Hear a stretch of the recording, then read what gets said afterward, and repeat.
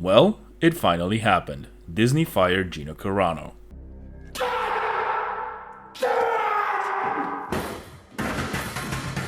This whole mess started when someone on Twitter asked Gina Carano if she would show support for the LGBTQ up, down, left, right, A, B, press start community by putting her personal pronouns in her bio. And when she replied that she understood why people did it but didn't want to do it herself, the usual suspects, the pro-inclusivity, pro-diversity, pro-women crowd, dogpiled on her, started lying about her and calling her despicable and vile things, because they're pro-women unless, say it with me, the woman has a different opinion.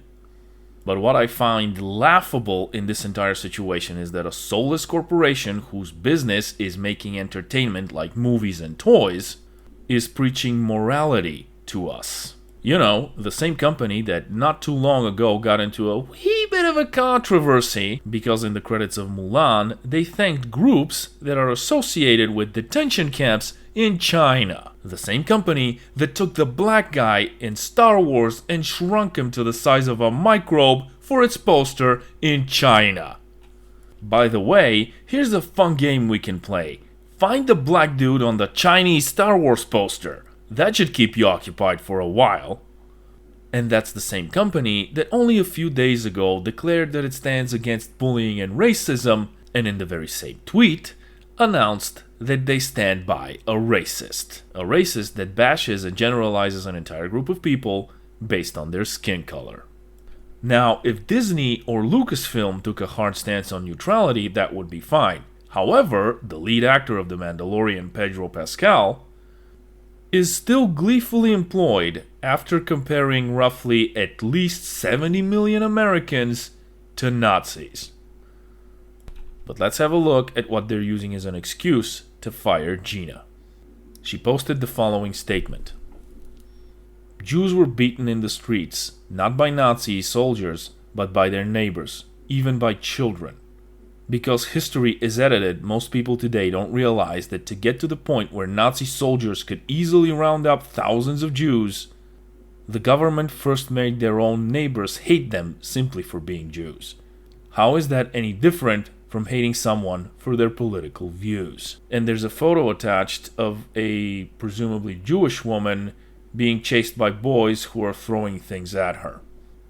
And if anyone knows their history, especially around that period, would know that that's exactly what happened to the Jewish people. And what she said is correct. And Disney Lucasfilm responded by saying that Gina Carano is not currently employed by the company and they have no plans to employ her in the future. Stunning and brave. And they added this little gem.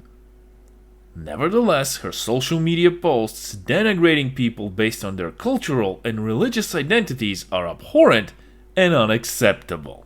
Unacceptable, is it?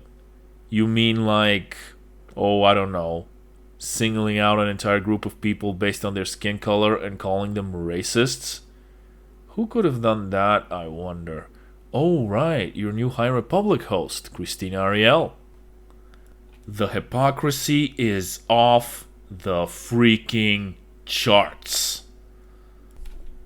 And as if the hypocrisy unto itself wasn't enough, that's a lie, because Gina Carano hasn't done anything like that. If anything, she talks about unity. But you know what? Fine. As if people needed any more reasons to dump Disney Star Wars like a hot potato. I mean, why would you want to keep your long-term fans instead of, the Twitter lynch mob that doesn't buy your stuff anyway, but they pretend to like it? And maybe, just maybe, this whole thing has a bright side to it, considering the sorry state Disney has left Star Wars in. After all, these people managed to take one of the biggest, if not the biggest entertainment brands on the planet and drive it into the ground in only a few short years. And considering the state of the fandom after The Last Jedi, The Mandalorian was perhaps your one and only chance to get a lot of these people back on board. And Gina Carano was a positive influence. Not because of her character that's barely in the show, because of the way she's been treating fans. And what you just did was expose yourself again as the nasty nest of vipers that you are. And by the way, if you're wondering, well, why should we listen to people like you? Let me tell you why.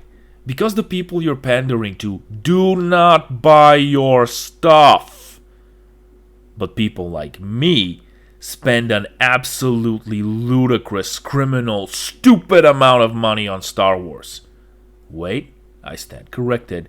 We used to spend that money on Star Wars, but we don't now. And when you keep pulling bullshit like this, we're not going to. On a side note, if Gina Carano by a minuscule non-existent chance hears this, ma'am, you are amazing. Gina Carano stands up to bullies online, doesn't bend the knee, and talks about unity, gets fired.